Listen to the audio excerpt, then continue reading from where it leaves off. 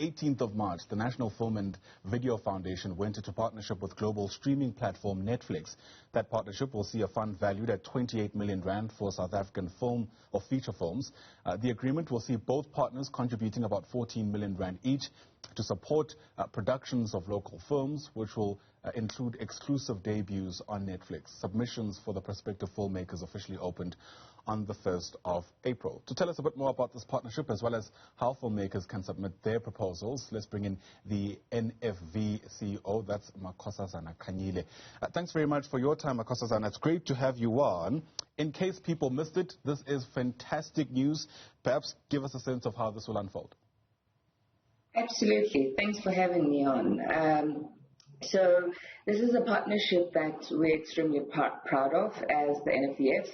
And in terms of how it's going to unfold, with the entries that have been opened, well, the call for applications opened on the 1st of April.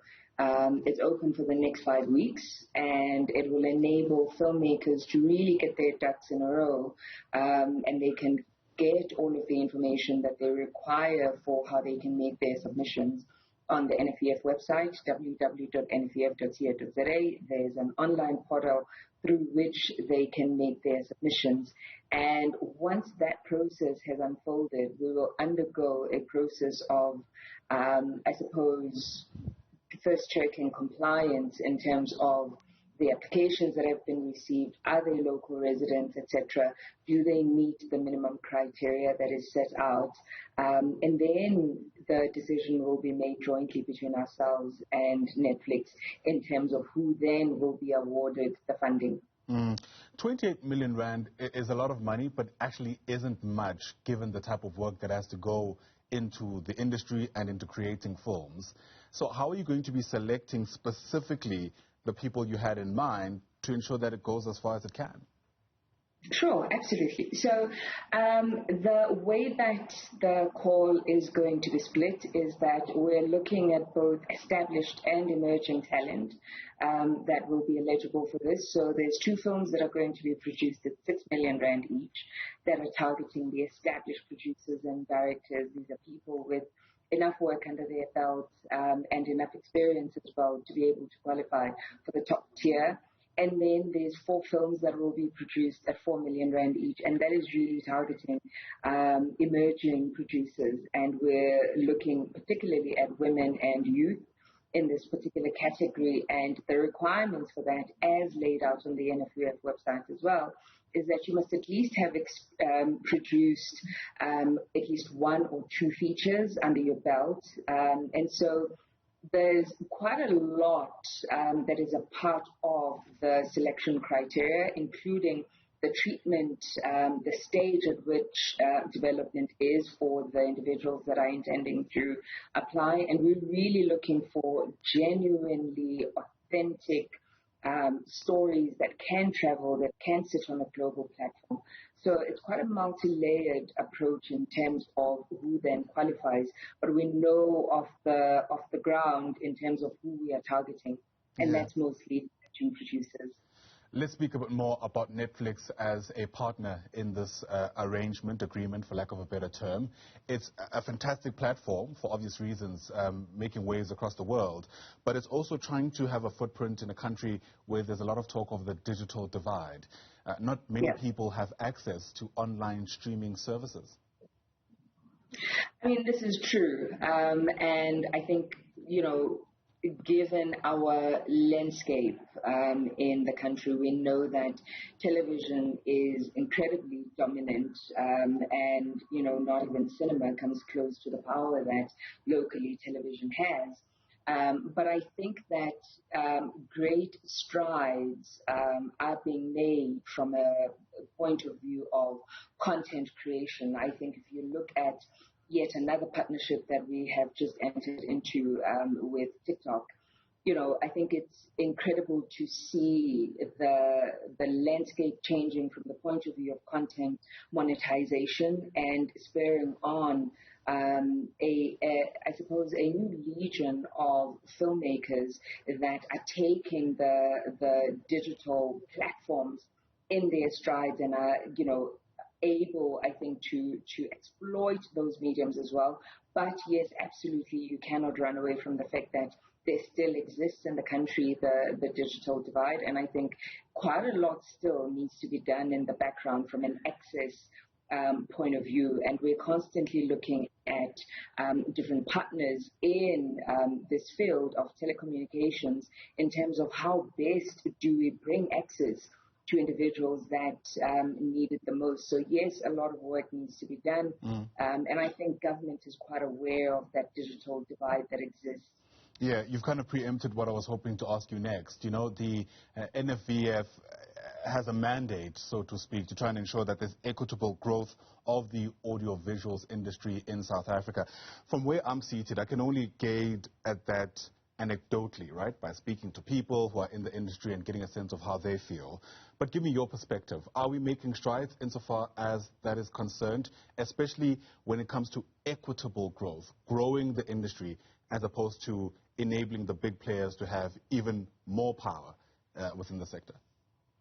Sure. I mean, I think it is quite a long-term project if you think about the future, the history of the industry as a whole. And so from the point of view of what the NFVF has been mandated to do, I think it's made great strides, along, I suppose, reaching our mandate and realizing the impact that we want to have.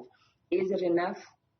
Absolutely not, and I think quite a lot of work still needs to be done. But I think in terms of access, if you think about the number of female producers and projects that we've been able to get behind and youth-led projects, I think quite a lot of strides have been made by the foundation. And I think if you look at the new crop of producers as well and directors, I think it tells a story of an industry which in some parts is still in its infancy, but in quite a lot of respects, has grown in stature over the years.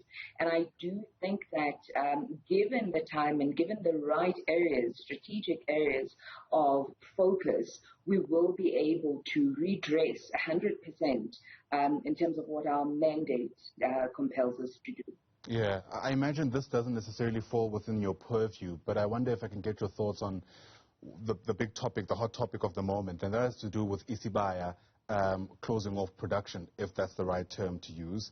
To my mind, again, it doesn't sound like that's great news, given the fact that it's yet another production outside of the industry. It almost feels like the industry is getting smaller. How do productions avoid stuff like that, especially if, of course, it wasn't the intention to close down after a particular period? Yeah, I mean, and I think you will absolutely appreciate the fact that, broadcasting is my former life, but with an understanding of how channels and content run, you have to have a steady audience that is tuning in on a weekly basis, and broadcasters, are responsible to their shareholders, they're responsible to the audiences that they've built over the years. And I don't think that it would be any malicious intention to shut down a production. If the viewers are not there, broadcasters really then need to go back to the drawing board and look at what is pulling in the numbers, what genres are working, what are audience tuning into, and they have to fine-tune their strategies accordingly, So as unfortunate as it is, shows come to an end, unfortunately. They reach the end of their life, and it's unfortunate because it just means that practitioners are out of work, but that's just the nature, unfortunately, of the industry. Yeah, some of those hard truths we all have to reckon with, even for the fans who did stay with the program for as long as it's been in existence. So the submissions portal, back to our discussion, has now gone live. You correct me if I'm wrong. That took place on the 1st of this month. When can we hear the outcomes of those submissions? And more importantly, when do we get to see the films from the timelines you have? Sure. So the call is open for the next 5 weeks, and we will see it close, I think, on the 7th of May. And then after that, there will be another period of maybe about 6 weeks, during which we will be going through all of the applications received. There will be a panel that will be comprised of both Netflix and the NFVF that will go through the applications, and then only will we start actively inviting producers that have been shortlisted. So I think you're looking at the process in its entirety ending around June or so, but we'll be able to update our website as we go along.